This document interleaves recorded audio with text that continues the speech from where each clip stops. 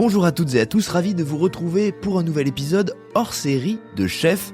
Jusqu'à Noël, chaque jeudi, on vous propose le Noël des chefs, une série d'épisodes qui prennent le goût par le prisme des fêtes, pas pour simplement partager des recettes de bûches, mais pour plutôt comprendre ce que cette période raconte de celles et ceux qui cuisinent, créent, transmettent et parfois travaillent d'arrache-pied pour faire naître la magie sur nos tables. Dans le genre travail jour et nuit, notre invitée est plutôt bien placée. C'est une chef pâtissière que tout le monde connaît, une figure de réussite, championne du monde de pâtisserie, figure d'énergie aussi, de travail qui ne s'arrête jamais. Mais c'est surtout une femme pour qui Noël n'est pas un décor mais un véritable univers. Dans cet échange, Nina Métayer ne parle pas seulement de création spectaculaire. Elle parle d'odeurs, de rituels, de souvenirs d'enfance, de cette magie très précise qu'elle décrit comme fondatrice. Et qu'elle s'applique d'ailleurs aujourd'hui à recréer, à organiser, à transmettre à très grande échelle, sans jamais perdre le sens du détail. Elle raconte aussi l'envers du décor, la préparation, l'organisation quasi militaire, la fatigue, les nuits blanches, le 24 décembre vécu comme un marathon, et cette conviction profonde que rien de tout cela n'a de valeur si ça ne fabrique pas des souvenirs. Dans cet épisode, Noël révèle sa manière de créer, de manager, de construire une équipe, de penser le collectif et de transformer une sensibilité qu'on dirait naïve sur le papier en une force de travail redoutablement structurée. Je m'appelle David Ordonneau, vous écoutez Chef, et je vous invite à entrer dans un épisode lumineux, exigeant, profondément humain, qui ressemble à Nina finalement. Un épisode où la pâtisserie devient un langage pour dire la joie, la transmission et le sens du travail. Voici Noël raconté par Nina Métayer.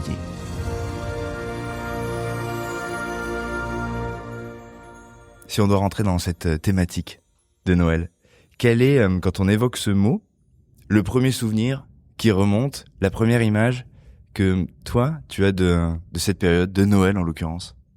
Le Père Noël et la magie de Noël. Moi, c'est quelque chose où il y a toujours cette magie de Noël qui est extrêmement importante.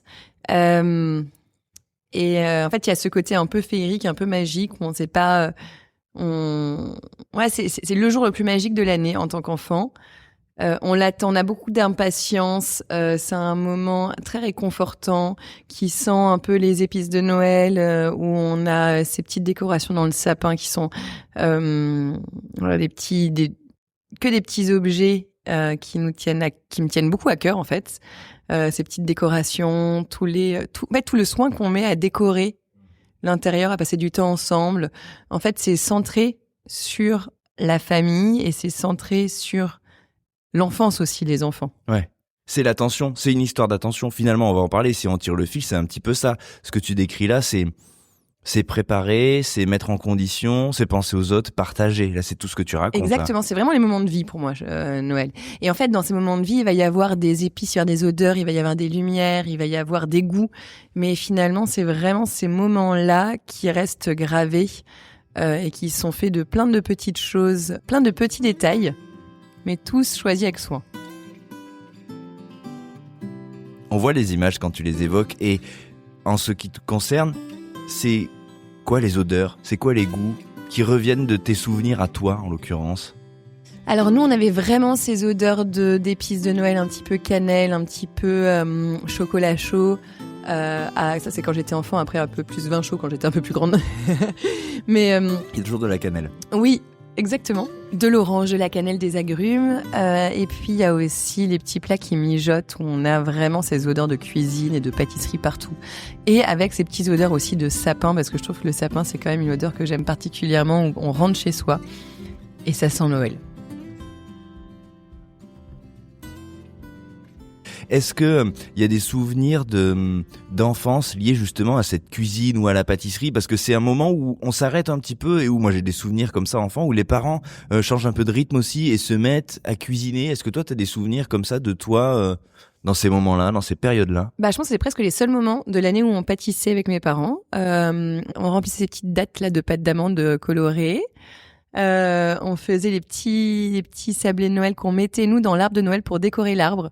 Et donc l'arbre sentait bon. Ah oui, génial. Et on il y avait à manger vraiment... sur l'arbre. Ouais. Et on avait aussi, il y avait tous ces emporte-pièces en forme de plein de choses de Noël et après on les décorait, etc. C'était vraiment le moment de pâtisserie avec mes parents dans l'année.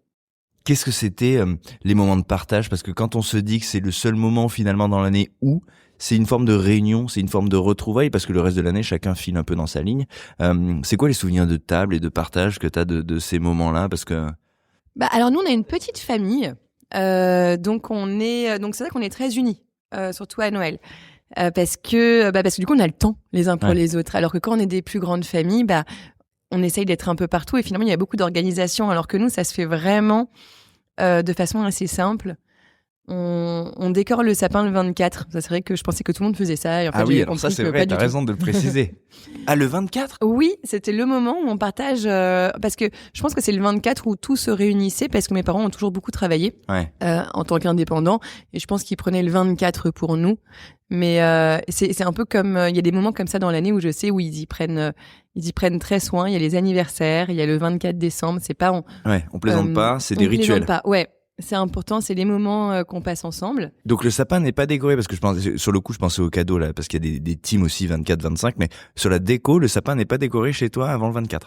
Non, la journée du 24. Ok. Mais non, mes parents veulent toujours décorer le sapin le 24 avec mes enfants. Et en fait c'est assez chouette parce que c'est le moment où on est ensemble et on a eu le temps d'aller faire les marchés de Noël avant, de choisir nos petites décos, on a eu le temps de rassembler, etc. Et finalement ça va être le moment qu'on partage. Donc la journée du 24 va être rythmée entre le marché, souvent le matin, pour aller chercher les ingrédients, etc. Ensuite, on va décorer le sapin. Ensuite, on va faire les petits braies de leux qu'on va pouvoir mettre dans le sapin aussi.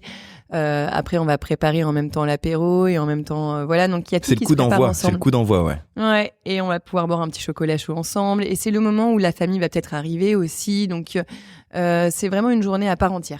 Oh, c'est pas mal cette histoire. Je vois bien le mood. Et est-ce que parce qu'il faut lever ce truc qui oppose toutes les familles, ou en tout cas certaines familles. Les cadeaux, ils arrivent quand? Le 24. Le Père Noël arrive le 24. Le 24 au soir. Soir. Oui. Ok, très bien. Ouais, tout le temps. Parce qu'il y a les teams du matin. Non, parce que mes parents sont team, je veux dormir le matin. Ah ouais. Ok, ça marche.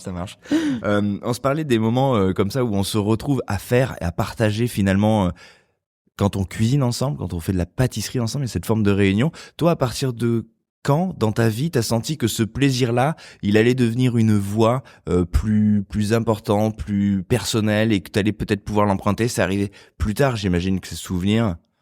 Oui. Alors en plus, ça c'est vraiment parce que moi j'ai vraiment plusieurs vies, on va dire, parce que il y a ma vie d'enfant avec cette magie de Noël qui m'a été extrêmement importante, vraiment très très très très importante. C'était pas genre un peu important, c'était vraiment la magie de Noël pour moi. Il y a rien qui pourrait gâcher cette magie de Noël. C'est vrai, mais c'est quoi cet attachement? Parce que quand tu dis très très très important, on sent que c'était pas rien, quoi. Ouais, en fait, je pense que mes parents, ils adorent ce côté un peu magique. Et c'est vrai il y a toujours. Alors moi déjà, tout le monde me disait, on vit dans le petit monde merveilleux de Nina.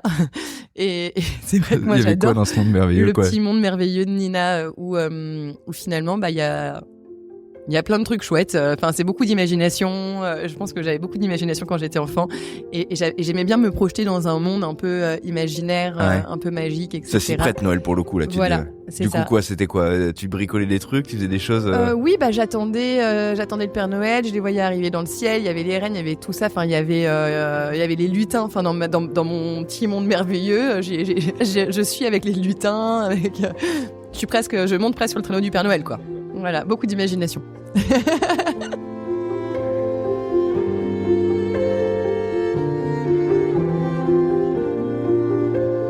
Et de ces moments-là, justement, de ces moments de faire, de pâtisserie, à partir de quand, justement, toi, parce qu'après, tu le dis, il y a eu plusieurs vies, il y a eu cette enfance, et puis après, on le connaît parce que t'as déjà raconté à ce micro cette histoire-là, les voyages et choses comme ça. À partir de quand la pâtisserie est devenue vraiment quelque chose de moins ludique, de moins féerique, mais quelque chose d'une vraie voie?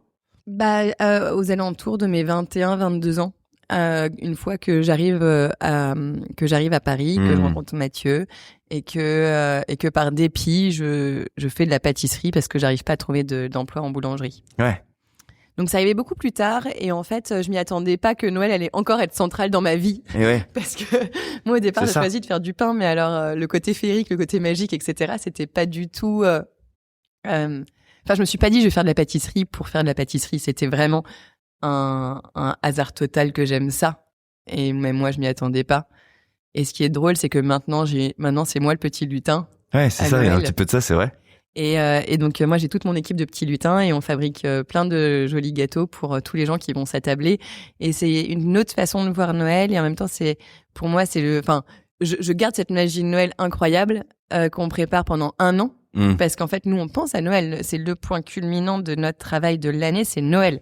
Parce qu'il faut que, en un an, on ait organisé une production où on envoie d'un coup, le 24 décembre, toutes les bûches pour qu'elles soient sur les tables. Mais on n'imagine pas des milliers et des milliers de gâteaux vont partir ce jour-là sur différentes tables. Et nous, il faut qu'on soit tous unis. Avec une organisation militaire et en même temps le déploiement d'une énergie qu'on a travaillé toute l'année parce que ça se prépare. Ouais, bien sûr. C'est pas, justement, il faut bien le vivre. Et comme moi, j'adore Noël, je veux que ce soit juste la plus belle journée de l'année. Donc, ça se prépare. My God, la pression sur les lutins. Maintenant, justement, c'est à moi de la préparer avec eux. C'est ce que je leur dis. Je leur dis pas, ça va être le jus ou ça va être le stress. Non, ça va être l'extase. Ça va être incroyable. Et il suffit de se préparer. Donc, chaque seconde, chaque minute est anticipée et organisée. On sait à quel endroit on va poser quoi, comment. On a répété. En fait, c'est comme une pièce de théâtre qu'on va répéter. Cette féerie dont tu parles et qu'on arrive à mettre dans son métier, la pâtisserie peut, comme ça, agrémenter ce genre d'idées, de saveurs, de valeurs. On se parle de magie, on se parle de féerie, on se parle de partage, de joie. Au début, est-ce que cette féerie-là, tu l'as trouvée tout de suite dans ce métier ou est-ce que c'est venu petit à petit? Est-ce que tout de suite, ça t'a apporté ces éléments ou pas vraiment? Alors non, pas du tout. Au début, c'était très technique. C'était pas un métier féerique du tout pour moi. Parce que déjà, je me sentais pas du tout proche de la pâtisserie. Que je suis arrivée là au Meurice un peu par hasard. Camille Le Sec m'a transmis cette passion pour les beaux produits, les belles choses. Et surtout, je pense que je me suis prise de passion au départ pour le côté extrêmement, je sais pas, ce côté un peu brigade, un peu groupe, se sentir appartenir à cette brigade d'excellence. J'étais fière de moi d'accomplir des choses que je pensais pas être capable de faire. J'avais cet accomplissement en fait quotidien à travers les difficultés que ça pouvait engendrer, mais j'ai été très technique en fait en pâtisserie. Je trouvais ça dingue de faire des aussi beaux gâteaux et de pouvoir les partager. Quand même, il y a quand même ce côté où je voulais apprendre à faire des gâteaux pour les partager. Et pour que mes parents soient fiers de moi et que mes amis soient fiers de moi quand je leur ai fait le meilleur gâteau qu'ils auraient goûté. J'avais envie de partager ça, mais c'était plus une histoire d'accomplissement, et je pense que la féerie, etc., est venue après le technique. C'est un petit peu parce que je pense qu'il faut, dans beaucoup de choses, je pense que d'abord, il faut comprendre, et une fois qu'on a compris, on peut se l'approprier. L'histoire du solfège. Voilà. Et en fait, pour le coup, on peut pas jouer un morceau de piano si on pense trop aux notes, on peut pas le vivre. Et on doit d'abord l'avoir appris avant de pouvoir mettre l'émotion qui va dedans, appuyer sur la pédale quand il faut, avoir une touche un peu plus longue et se l'approprier. Et c'est la même chose pour la pâtisserie.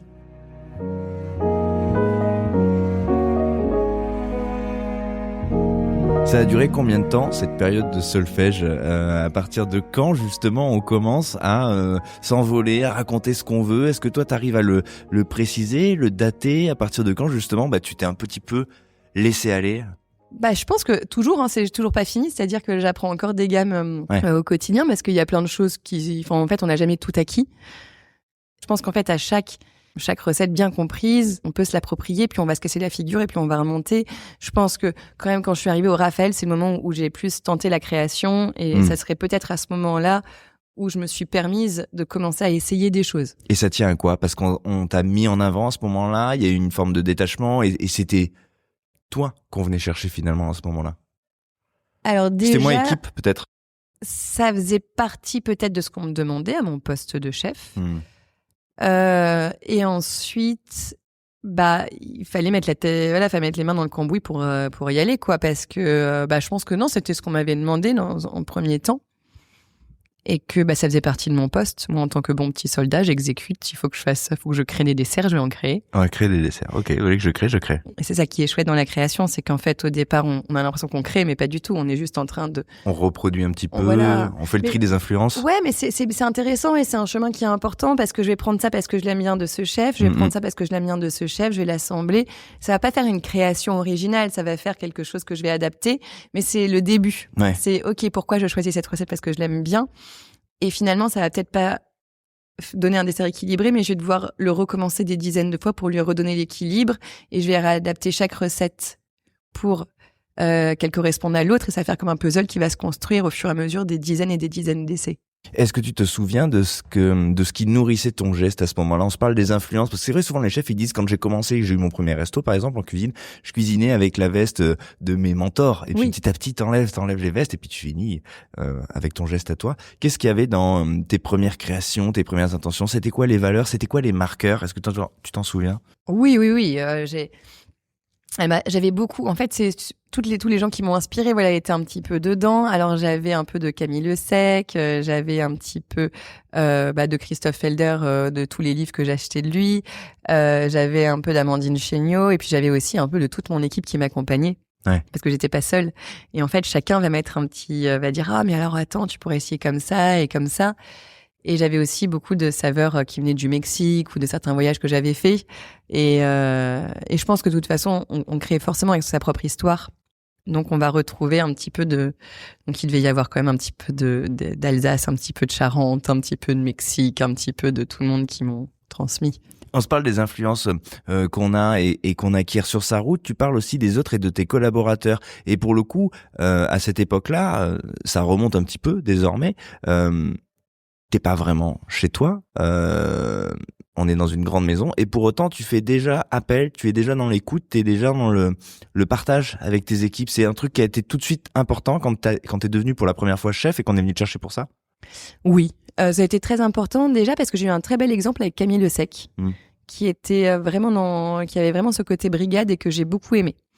Et ensuite... Par brigade, on entend quoi? Genre le côté très collectif? Ouais. Parce que souvent on est dans une brigade, mais ça peut être très pyramidal, et c'est pas pour autant qu'on est dans une brigade qu'on est écouté. Alors oui, moi j'ai appris la brigade avec Camille Le Sec, donc c'était collectif. Il était chef du Meurice, il prenait le temps de me montrer comment on épluchait une mangue à la place de me engueuler parce que je savais pas la faire. Donc c'est vrai que ça... Note pour les chefs qui nous écoutent, pas bête comme méthode. Bah oui, et en fait du coup j'adore couper des mangues, j'essayais de le faire bien. Enfin j'ai trouvé certains gestes comme ça extrêmement généreux de moi qui sortait de nulle part, qui n'avait aucune formation. Il prenait le temps de passer avec moi en tant que commis. Alors qu'il aurait pu passer son temps à faire autre chose avec quelqu'un qui... Ou juste à vérifier, comme tu dis, tu sais pas faire, c'est ça. Tu sais pas, t'es nul. Voilà. Et ça, c'est quelque chose que t'as reproduit, c'est quelque chose que t'as voulu... On sent que ça a été assez naturel quand même. En fait, c'est assez naturel parce que déjà, je pense que moi, je suis persuadée que le collectif... tout seul, on a forcément moins d'idées qu'à plusieurs, ça me semble extrêmement logique. On a une seule ça dépend des plusieurs, choses. je sais pas, mais oui, techniquement oui. Ouais, moi j'ai une vision des choses, mais moi je trouve ça toujours très pertinent d'essayer de trouver le contre-pied de ce qu'on a fait pour essayer de trouver comment on peut l'améliorer. Parce que si jamais je fais mon dessert, ok, moi je le trouve bien, très bien, j'ai mis beaucoup d'émotions dedans. Mais c'est dommage de pas voir l'autre côté, enfin comment je peux tirer, comment je peux améliorer, comment je peux... Donc je pense qu'il y a aussi de toute façon, en création, je pense qu'on peut pas créer si on se remet pas en question. Ah, donc là, ce que tu dis, c'est que tu vas chercher des contrepoints, presque des contradictions parfois, de voir s'il y a des objections. En fait. Exactement. Parce que de toute façon, le client, il aura. Il est pas là pour être forcément gentil. Parce que souvent, l'ego, chez les créateurs, chez les chefs, c'est à ce moment-là où ça se cristallise, et on va pas forcément, quand on crée, chercher l'objection tout de suite. Voire, on va essayer de l'éviter, et bon, si le client l'a, mais bon, je le vois pas, c'est pas grave. C'est quelque chose d'assez répandu. Toi, c'est pas du tout ton truc, justement. C'est quelque chose que tu vas essayer de désamorcer dans le processus de création.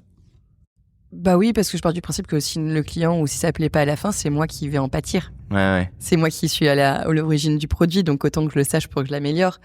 Je pense que d'ailleurs, en création, il faut être extrêmement humble. Et c'est vraiment un des critères, humble et courageux, parce qu'il faut recommencer constamment. Et justement, il faut accepter de voir là où on n'est pas bon pour travailler dessus. Il faut aussi être très lucide pour accepter sur ce qu'on a fait de bien et le garder.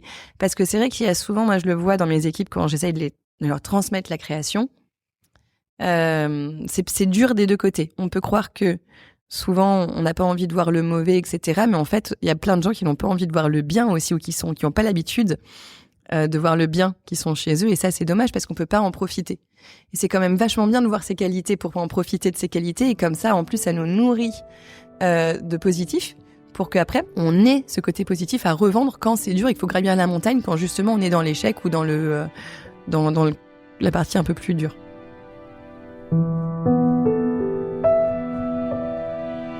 C'est intéressant cette histoire de management et quelque part tu as décrit un process, tu parles de cette humilité qu'on doit avoir à soumettre et finalement de ce courage qu'il faut avoir pour s'y remettre quand il y a des objections et des choses comme ça. C'est quoi le process que tu suis aujourd'hui avec tes équipes quand on doit s'atteler à une création pour Noël par exemple J'imagine qu'il y a tout un scénario et c'est long, ouais, c'est ça. C'est très long. Déjà, on se prend 1 an et demi de temps de réflexion au moins, ou voire en fait, on se met pas forcément de temps pour une bûche ou pour une création, parce qu'en fait, il y a 2 types de création. Il y en a plus que ça, mais on va les diviser en 2 types.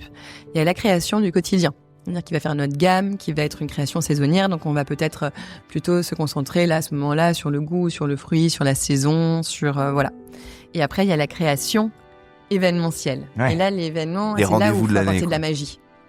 Et là, la magie, elle va plus loin simplement que quelque chose de bien cuisiné.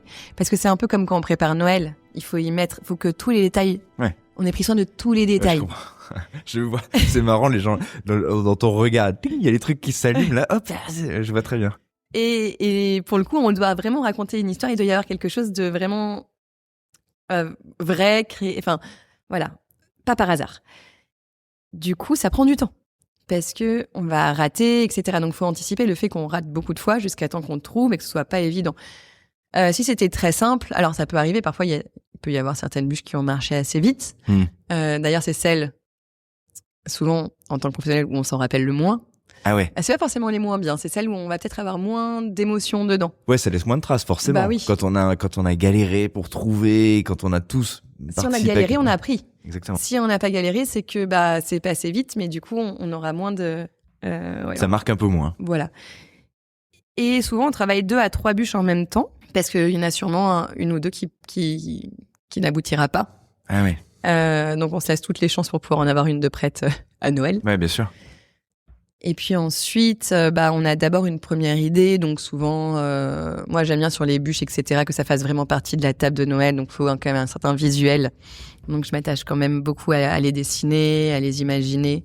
À Noël, c'est le moment où on doit avoir un côté visuel beaucoup plus important pour moi que tous les autres moments de l'année. Et tu dis « on » quand tu parles de création, c'est marrant. Comment l'idée, est-ce que tu peux nous décrire? Parce que moi, moi je t'imagine. Mais toi, tu dis on, donc c'est un truc collectif, l'idée, la forme, parce qu'on va en parler justement de la forme que prennent ces créations-là. C'est partagé ou c'est toi dans ton coin sur un carnet, ça marche comment? Non, alors c'est partagé. Évidemment, c'est quand même, c'est moi qui dois trouver quand même certaines impulsions. Après, si quelqu'un a une impulsion, on va l'écouter, on va la suivre, il y a pas que moi qui peut donner l'impulsion. Mais c'est quoi qui vient en premier lieu? En fait, souvent d'ailleurs. Alors cette année, ça a été une discussion avec ma sœur, juste avant Noël de l'année dernière. C'était, je pense, en octobre-novembre. On en avait notre bûche de cette année. On discutait de qu'est-ce qu'on aimerait avoir. Enfin, on discute comme ça. Et puis, on se dit, OK, une boule de Noël. Mais une boule de Noël, comment? Et en fait, elle pense beaucoup au packaging, celle qui crée tout le packaging. Elle va développer des produits dans toute la partie technique, mais aussi, elle peut amener de la création parce qu'elle est très créative aussi. Elle connaît bien les clients, comment ils vont les manger. Elle connaît bien aussi tous nos fournisseurs avec qui on va être amené à travailler pour développer, parce que on va faire des moules, il va y avoir beaucoup d'autres métiers que bien simplement mon métier. Il va y avoir Alexia Lepelletier, mon illustratrice. Il va y avoir Théo qui va nous designer un peu plus en 3D. Il va y avoir toutes les personnes qui vont créer le packaging pour nous pour que ça puisse être transporté. Donc il faut penser toute la filiale, toute la chaîne en fait finalement. Voilà. Ouais. Comment les commandes vont être prises, comment on va pouvoir le finir le 24 décembre, où est-ce que vont être stockées les différentes, en fait, les dimensions, quelles dimensions pourraient être stockées, où est-ce que c'est stocké au froid, combien de temps, comment on peut anticiper, enfin, tout ça, en fait, il y a tellement de questions à se poser qu'on a besoin d'être parce que j'ai besoin d'avoir toutes les contraintes de chacun bien sûr qui va participer au 24 décembre. Parce que si je prends pas en considération les contraintes même de l'expédition, de l'envoi, du stockage, de la production, je me mets une épine dans le pied, on n'y arrivera pas, on ne pourra pas sortir quelque chose de beau à temps. Et alors du coup, il y a un peu plus d'1 an, vous vous dites, tiens, boule de Noël. Parce que moi j'ai vu le résultat, visuellement, donc je vois. Et j'invite les gens à aller voir justement quel est le résultat d'une idée quand deux sœurs se disent boule de Noël. Oui, c'est pareil simple, boule de Noël en plus. Oui, On n'est pas sur allé le papier. chercher non plus très très loin. Mhm. C'est dit boule de Noël, mais comment? Parce qu'en fait, pourquoi boule de Noël avec ma sœur aussi? C'est parce que à cause des décorations de Noël où on aimait beaucoup ces marchés en Alsace, etc. Donc c'est vrai qu'à ce moment-là, on se comprend. Et c'est l'avantage de travailler en famille. C'est vrai. Ah bah ça, oui, c'est qu'en un raccourci fait, là pour le coup. on sait de quoi on parle. Même référent. Oui, voilà. Eh ouais, bien sûr. Et toi, non mais toi t'aimais ça. Mais non, mais moi je voulais ça. Et je crois même qu'on se demandait si, en fait, je crois que c'est parti, et Paloma elle va me le confirmer, mais je ne sais plus, de qu'est-ce qu'on aimerait offrir au Secret Santa ou un truc comme ça, ou qu'est-ce que nous on aimerait bien recevoir, ou je sais plus. Uh-huh. Ça a déjà fait partie de mon inspiration pour la bûche flocon. Mhm. Mais en fait, moi, j'aime bien que Noël, ça parlait à tout le monde aussi. C'est vrai que le flocon, ça parlait en termes de flocon, mais ça parlait pas en termes de décoration de Noël. Ouais. Oui, c'est hivernal, mais c'est pas forcément Oui. Noël. C'est moins iconique vis-à-vis de la fête, quoi. C'est ça. Et du coup, moi, je trouve qu'à Noël, il faut que ça parle aux gens. Je peux pas faire, je fais pas des gâteaux que pour moi. Ça va pas être que sur ma table avec la private histoire qu'on a en sûr. famille. Ah. Il faut que ça puisse parler à tout le monde et il faut que j'arrive à approprier mon histoire Et à la partager, et à avoir un peu d'histoire de chacun aussi, quelque chose qui va être commun. bien sûr. Parce que sur une table de Noël, il faut que tout le monde comprenne ce qu'est cette bûche. Et là, pour le coup, c'est réussi. Est-ce que un truc plus difficile, peut-être que d'avoir cette idée, c'est de la décrire. Si tu dois la décrire, là, pour que les gens qui ne l'auraient pas encore vue comprennent à quoi ressemble cette création finale, tu la décrirais comment? Alors, c'est une boule de Noël en chocolat Qui est grande comment? qui est fait à peu près 20 cm de diamètre. Donc, Ok. c'est assez imposant. Ouais. Il y a Un petit presque ballon de foot 2 kilos de chocolat, ouais, enfin, voire plus que ça, juste. Et puis, en fait, c'est sous forme d'une cloche. Donc, en fait, il y a le premier tiers de la boule qui est le socle. À l'intérieur de ce socle, il y a des petites gourmandises en chocolat. Sur ce socle-là est posée la bûche de Noël et qui est recouverte par une cloche qui représente la boule de Noël. Et puis, en fait, il y a cet ornement de tous les petits détails qu'on va mettre, qu'on est venu décorer cette boule de Noël, l'ajourer pour pouvoir imaginer à l'intérieur ce qu'est le gâteau. Et puis après, on va pouvoir déclocher le dessus, ce petit dôme, pour découvrir la bûche à l'intérieur qui est décorée avec ce côté ornemental encore que j'aime bien en dessous.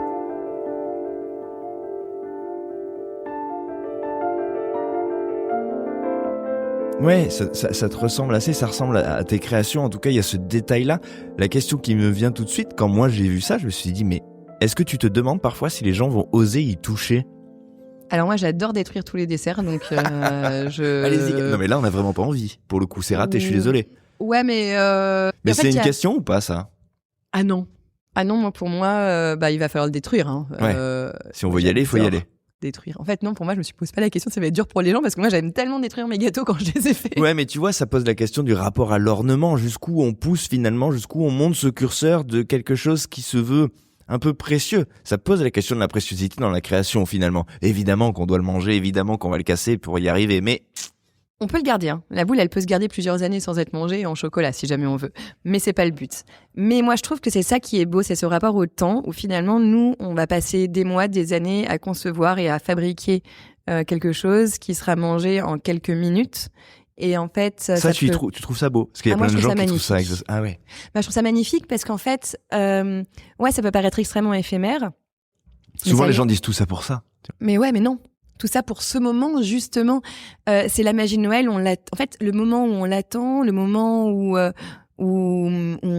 tout ce moment qui va autour, qui est autre que le manger, et qui va être autour de ce moment de dégustation, parce que c'est juste un seul moment, la dégustation, mais ça ne reste pas. Il y a beaucoup plus, et les souvenirs qu'on s'est créés autour de cette dégustation. Il y a le moment où on a coupé la bûche, où on l'a partagée, où on l'a dégustée, où on y est revenu, où le lendemain on l'a repris, il en restait un peu dans le frigo, on y est retourné.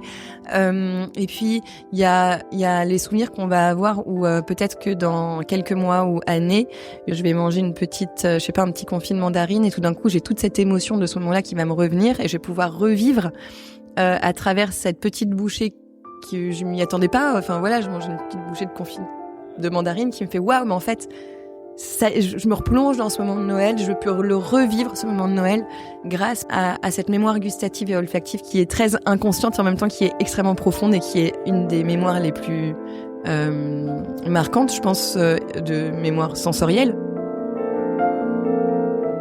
une odeur, un goût, ça nous est tous arrivé. On a tous eu ce côté waouh, réminiscence ou de ce moment très doux. Et quand on mange des gâteaux, c'est que par plaisir. On n'est pas dans l'obligation, donc c'est fort, ça radoucit toujours un moment.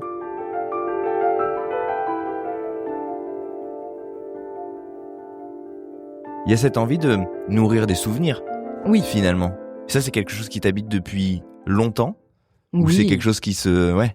Moi, je pense que la vie, on doit se fabriquer des souvenirs. Depuis que je suis toute petite, je me crée des souvenirs. En fait, je veux que chaque moment de ma vie soit exceptionnel pour que je puisse les revivre après. Ok. En tant que bon souvenir. Ok, donc tu consultes ta bibliothèque, ta mémoire, finalement, comme une bibliothèque pour réanimer des souvenirs. Et donc, l'enjeu est d'en créer tout le temps de nouveaux. C'est ça. Et du coup, je suis pas du tout... Enfin, il y a plein de gens qui disent « Oui, mes enfants, ils étaient petits, etc. Enfin, ça grandit trop vite. » Ou ça manque, ou je suis nostalgique. Et moi, je dis « Mais en fait... » Non, je suis trop contente d'avoir ces souvenirs de quand elles étaient bébés. Je suis trop contente de m'en créer des nouveaux maintenant. Et j'ai beaucoup de douceur, de la bienveillance avec ces moments-là que j'aime bien me rappeler. Je suis trop contente d'avoir pu les vivre. Qu'ils existent. Ouais. Et tu continues de les fabriquer pour autant. C'est pas parce que le temps passe qu'on peut pas se créer. On peut se créer des souvenirs toute sa vie finalement. C'est un peu ça. Tous les jours. Ouais.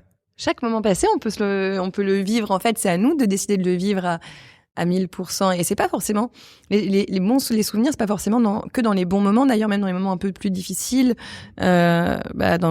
professionnellement parlant, il peut y avoir des moments extrêmement durs où maintenant j'ai beaucoup de douceur envers ces moments-là. J'ai une fierté d'avoir traversé ça. C'est pas que on peut rendre doux un moment, même si c'est un moment dur.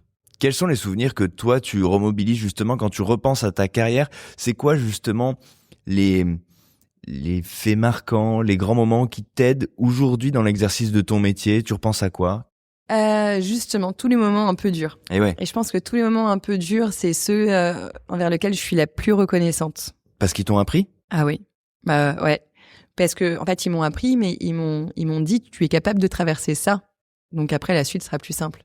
Quand on parle de moments durs, en pâtisserie comme en cuisine par exemple, moi je pense souvent à des ambiances, à des exigences, à parfois à des choses aussi déplacées. On parle beaucoup aujourd'hui des violences, des choses comme ça. Ça, souvent les gens disent que c'est des moments durs. Et je suis pas sûr qu'ils apprennent quelque chose. Toi, c'est pas forcément à ces moments-là. Tu penses plutôt à des challenges. Ouais, c'est ça. C'est des journées qui sont longues où on rate plein de choses, où il peut y avoir des moments un peu durs aussi si jamais on se fait engueuler parce qu'on a raté. Mais je trouve ça complètement légitime. Mais par contre, on n'est pas content de soi, quoi. Après, il peut y avoir. En fait, je trouve que chaque moment dur, peu importe. Alors moi, j'ai pas eu de gestes déplacés ou quoi que ce soit, donc je peux pas parler de ce que je connais pas. Chose, ça, c'est complètement différent et que dont je peux pas parler parce que ça m'a pas concerné. Non, toi, tu parles de moments durs, de moments exigeants. Oui, en fait. de moments exigeants, de moments où finalement on se sent un peu comme une merde et que. Faut y aller. Allez, j'y retourne. J'ai loupé. Et je suis et on y retourne. Ou des moments de fatigue, où on travaille des heures et des heures et des heures. Enfin moi, je cumulais 2 emplois et 2 emplois dans la restauration, c'est beaucoup. Oui, parce que déjà, pour la plupart des gens, 1, c'est beaucoup. C'est ça. Alors 2, bon. Ok. Ouais. Comment t'arrives à maintenir on sent que l'aspect positif, justement, le fait de traduire par la positivité, de retenir le meilleur, de créer du souvenir, d'essayer finalement de tirer vers le haut toute situation, est quelque chose qui est constitutif de ta manière d'être, de voir les choses. Comment t'arrives à l'insuffler au quotidien à tes équipes ? Parce qu'on sent qu'il y a ça ici. À chaque fois qu'on vient là, il y a cette ambiance-là, les gens avec qui tu travailles, les collaborateurs, et c'est vrai de tous les collaborateurs quand on les croise, on sent qu'ils sont animés par cette espèce de positivité, d'envie de bien vivre les choses et de bien les partager. Je pense que déjà, si on le vit pas comme ça ici, on monte pas dans le train avec nous. Ouais. Premier critère à cocher, première case à cocher. De toute façon, en fait, la personne va s'en aller d'elle-même parce que on peut pas être en... Nous, on trouve plein de solutions. Il va y avoir plein de problèmes et on le sait. Tous les jours, il va y avoir plein de trucs à régler. Mais c'est l'occasion à chaque fois d'avoir une victoire. Et si jamais on est trop négatif, on va pas pouvoir comprendre pourquoi tout le monde est positif. Enfin, en fait, il y a ça, donc ça matche pas. Donc en fait, si ça matche pas, c'est pas grave. On va sélectionner les gens qui ont cet état d'esprit-là parce que pour nous, c'est ce qui va nous pousser à trouver la solution. Si jamais on voit que le négatif, on trouvera pas la solution. Du coup, on peut continuer à chercher longtemps, mais on sera pas bien, quoi. Ouais. Et puis, le côté extrêmement solidaire aussi, on donne et on reçoit, mais c'est forcément un échange. Sinon, ça marche pas. Parfois, il y a des gens qui viennent qui intègrent l'équipe, etc., et qui sont pas forcément prêts à donner autant. Mais donc, du coup, on va pas pouvoir leur donner non plus. Et donc, du coup, ça ne marche pas. Et donc, du coup, il va y avoir un déséquilibre. Et du coup, ça va pas marcher. Ouais, je comprends. Mais c'est pas grave. C'est juste qu'il y a d'autres entreprises qui marcheront mieux pour cette personne-là. Mais c'est que si nous, on donne beaucoup, il faut que ce soit équilibré sur, alors c'est pas donner comme ça va être, donner en énergie. C'est ce que je dis à mes chefs. Je leur dis parfois, vous avez le droit de dire, même si t'es chef, je suis fatiguée aujourd'hui, j'ai besoin de vous. Et voilà, et c'est tout. En fait, on l'a dit, t'as des équipes qui sont là avec toi et qui vont prendre le relais aujourd'hui. C'est pas parce que t'es chef ou parce que t'es responsable, etc., que t'as pas le droit d'être fatigué et puis d'avoir un moment où t'as besoin d'aide, en fait. Ouais, où t'es moins performant. Et on a besoin d'aide constamment des uns des autres. Et il n'y a pas de poste pour avoir besoin d'aide, il y a le fait de demander et du coup, on doit être là pour l'autre quand il a besoin. Et c'est ça, la générosité ou donner, c'est dans les gestes, c'est pas ce qu'on dit, c'est ce qu'on fait qui se ressent. Et ça, c'est ce que je leur ai toujours dit. Fais, donne l'exemple et tu auras en retour. Si toi, t'es là pour la personne quand elle va pas bien, mais la personne sera là quand elle va pas bien. Ouais, c'est une histoire d'implication. J'adore cette phrase et je suis content d'être venu ici juste pour avoir entendu que chaque épreuve, voire chaque petite défaite est potentiellement l'occasion d'aller chercher une autre victoire.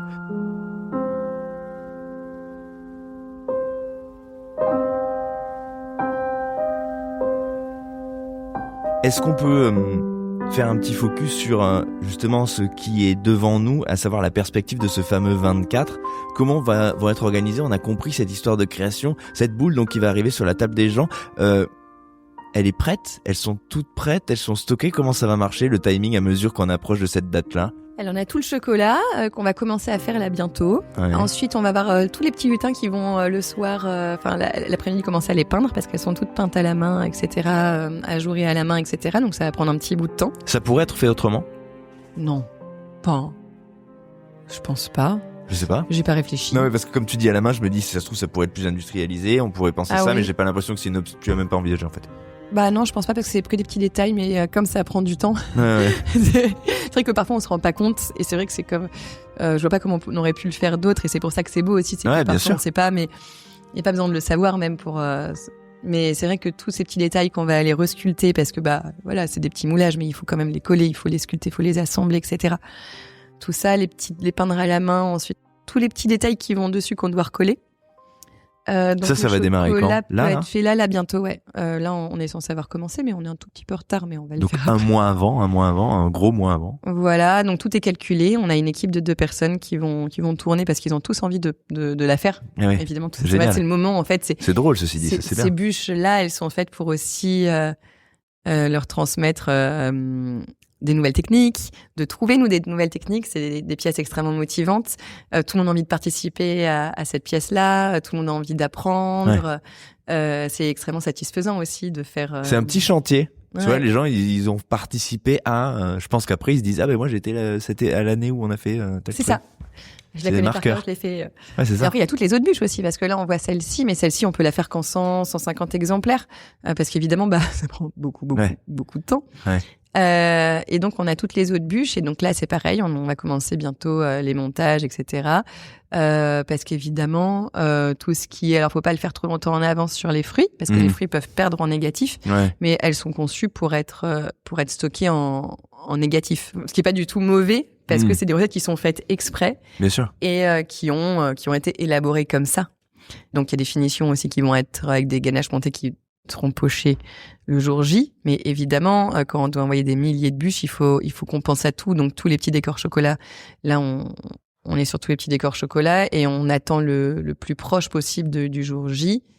Mais comment comment c'est possible tout ça? Parce que tu racontes qu'on attend le jour J ou d'être le plus proche du jour J, mais quand on est justement Nina Métayer et que du coup il y a pas mal de gens qui vont attendre ces créations-là, forcément, je dis pas mal, c'est un euphémisme.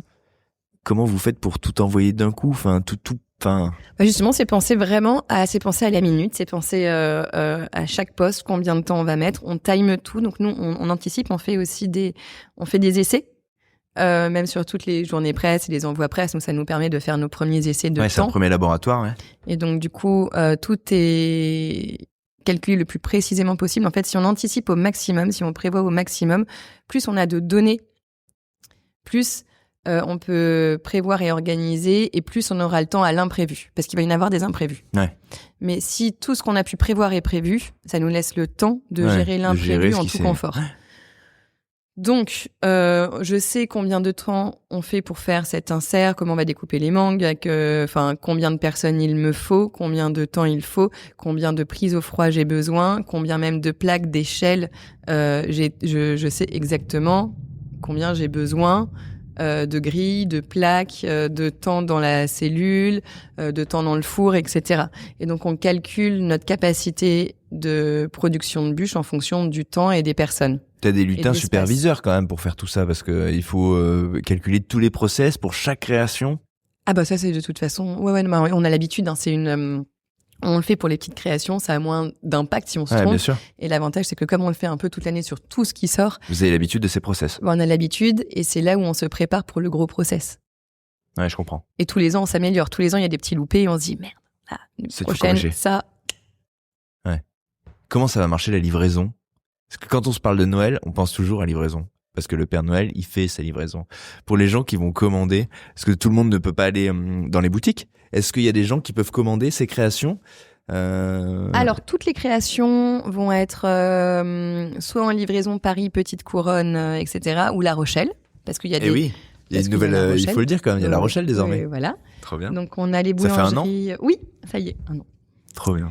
Donc, on a toutes les boulangeries de La Rochelle. Donc, on pourrait avoir quelques livraisons à La Rochelle, mais de toute façon, globalement, les gens commandent plutôt en retrait. Mm-hmm. Donc, on a plusieurs points de retrait différents. Ils choisissent en fonction des disponibilités, etc. et de ce qui est plus pratique pour eux. Et donc, on a des horaires. Et c'est vrai que ça, c'est une énorme organisation aussi. Où après, l'avantage, c'est que en fait, ça fait déjà 5 ans et qu'on a commencé, on était petits, on a grandi chaque année un peu plus. Donc, en fait, au départ, on était un peu bancal, mais on n'avait pas beaucoup. Donc, c'est moi qui faisais toutes les livraisons jusqu'à le 24, jusqu'à 20h, 20h30. J'allais livrer une bûche qui avait pas été bien. Enfin, voilà, parce qu'on était mal organisé au début, évidemment. Sauf que l'avantage, c'est qu'on était tout petits. Donc, j'ai pu rattraper moi-même. Et chaque année, on met un petit peu plus. Et donc, l'avantage, c'est que on stabilise, on apprend, on met en place des process. J'ai une pensée pour les gens qui un jour t'ont vu ramener la bûche le soir du 24 et tout. Aujourd'hui, je disais, bon, mais je pense que Nina Métayer va pas sonner à notre porte, mais c'est marrant. J'ai déjà fait même l'année dernière. Enfin, quand il faut, de toute façon, on est jusqu'au bout. Hein. Moi, le 24 décembre, jusqu'au bout, Il ressemble à quoi, du coup, ce 24 décembre?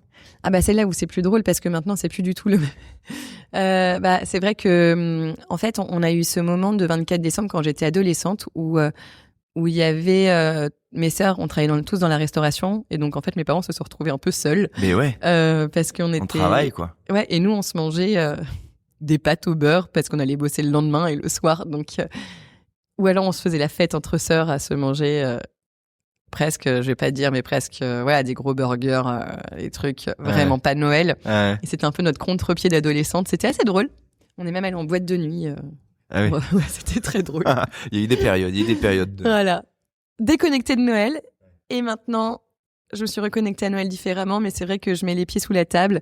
Mes parents, parce que moi j'arrive assez tard le 24. Ouais, c'est ça, tu travailles quand même le 20 jusqu'à... Bah oui, surtout que moi j'ai pas dormi depuis 24 heures quasiment à ce moment-là. Parce que je commence le 23, il est midi. Je finis le 24, il est au moins 18 heures. Parfois j'arrive à faire une petite sieste entre les deux, mais ça reste pour moi la plus longue journée de l'année. Et surtout donc on a le droit de mettre les pieds sous la table. Ouais. Et surtout que le 25, on renchaîne parce qu'il y a les boulangeries à La Rochelle. Donc souvent je fais le 25 à La Rochelle matin pour la fournée.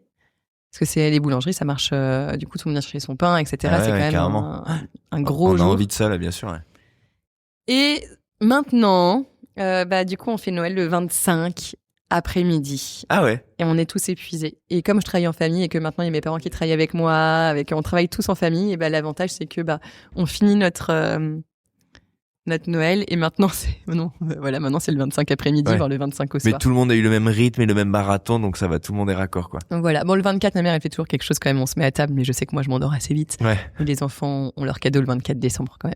Et les enfants, justement, comment t'arrives aujourd'hui, justement, à transposer cette magie, cette féerie à laquelle tu tenais tant quand t'étais enfant? Parce que on a cette responsabilité désormais en tant que parent de se dire comment on l'a fait vivre. Et là c'est plus complexe parce que moi je suis pas là.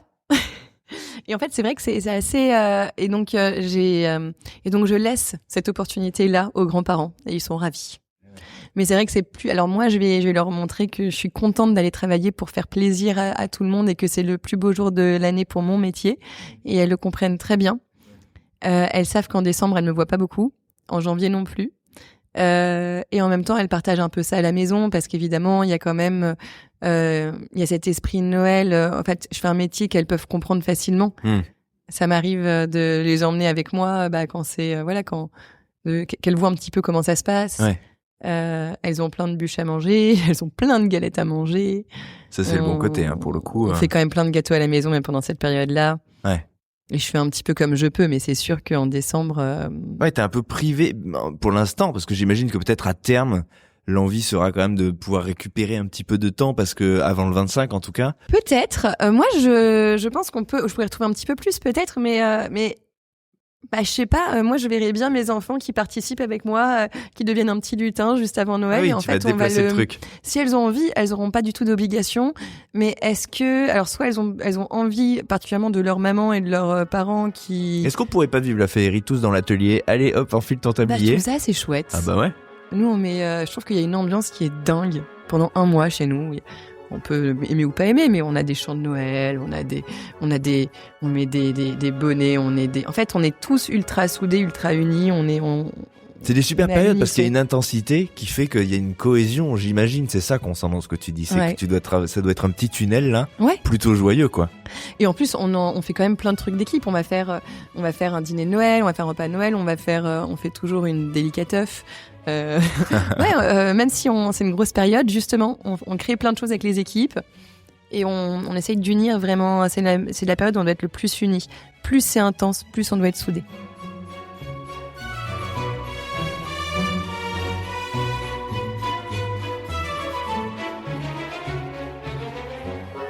Pour terminer, comme on en a à cette période où on souhaite des choses aux gens, ton souhait le plus évident et celui que tu pourrais adresser à ceux qui nous écoutent, qui sont des gourmets, des gourmands, des gens qui aiment le partage très certainement, c'est quoi le souhait que tu fais le plus spontanément à cette période et quel est celui que tu adresserais justement à ceux qui nous écoutent? Je pense que ce qui est le plus important, ce que je veux pour ceux qui m'entourent ou même pour moi, etc., c'est de garder ce côté un peu naïf de voir les belles choses, que le bonheur se situe dans les toutes petites choses et de pouvoir les saisir et les apprécier.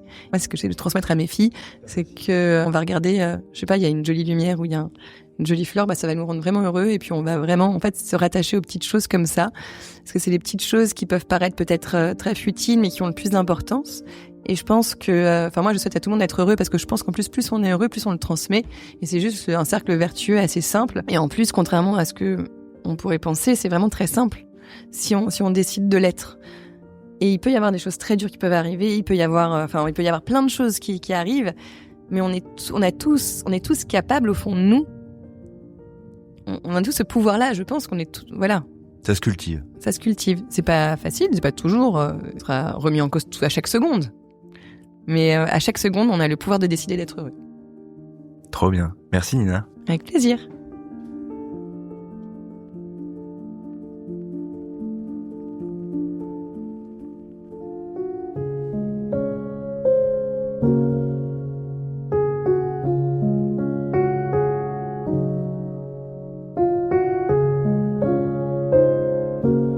Être heureux, décider de l'être, s'attacher aux petites choses. Repartons avec ça peut-être, et disons-nous une fois pour toutes que la joie et la bonne humeur ne sont pas réservées aux ravis, mais peuvent être des armes d'épanouissement redoutables et des leviers formidables pour progresser. Et on le comprend quand on imagine ces journées interminables, cette organisation millimétrée, ces centaines, ces milliers de pièces pensées pour être détruites en quelques minutes, à cette énergie déployée pour un moment qui ne dure pas, mais qui reste. Ce qui frappe chez Nina, ce n'est pas le contraste entre la douceur et l'exigence, c'est le fait que les deux ne s'opposent jamais. La rigueur est au service de l'émotion, la structure protège la magie, le collectif rend l'effort possible. Noël dans cet épisode n'est pas une parenthèse enchantée, c'est un sommet. Le point culminant d'un travail long, patient, souvent invisible, où chaque détail compte parce que chaque détail peut devenir souvenir. Et peut-être que tout est là, dans cette idée simple, presque obstinée. Ce n'est pas la perfection qui compte, c'est ce qu'on laisse derrière soi quand le moment est passé. Merci Nina pour cette parole sincère, incarnée, sans posture. Merci pour cette manière de rappeler que la réussite n'a de valeur que si elle continue à fabriquer du lien. Merci pour cette énergie partagée qui fait qu'à chaque fois que je viens te rendre visite dans ton atelier, j'ai envie de rester. Merci à vous d'avoir écouté cet épisode jusqu'au bout. Si Chef existe, c'est pour ces récits-là qui inspirent, qui font du bien, qui motivent. Et si vous aimez notre travail, pensez à le soutenir en laissant une note, un commentaire sur votre plateforme et en nous suivant sur les réseaux, Insta par exemple, @chef_podcast. On se retrouve très vite pour un nouvel épisode du Noël des chefs, une nouvelle histoire, un nouveau chef. Salut!